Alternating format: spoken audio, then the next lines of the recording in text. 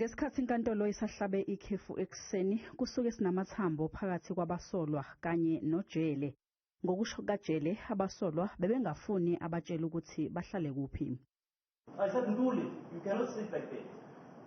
Then they howled at me. Sizokushaya thina if usondela la.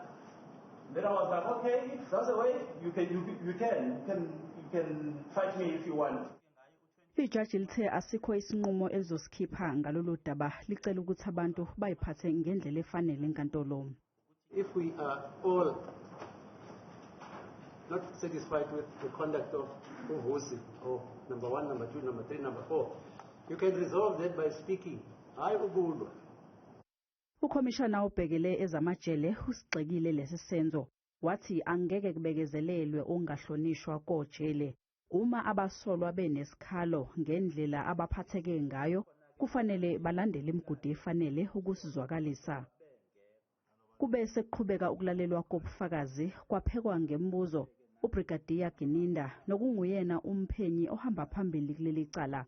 uGininda efakaza ukugcizelele ukuthi umsolwa wayengabonakali engumuntu ohlukunyeziwe ngaphambi kokuthi athathe isitatimende.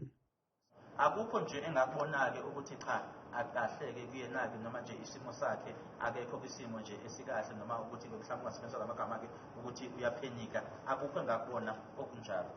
uGininda uzoqhubeka nobufakazi bakhe kusasa.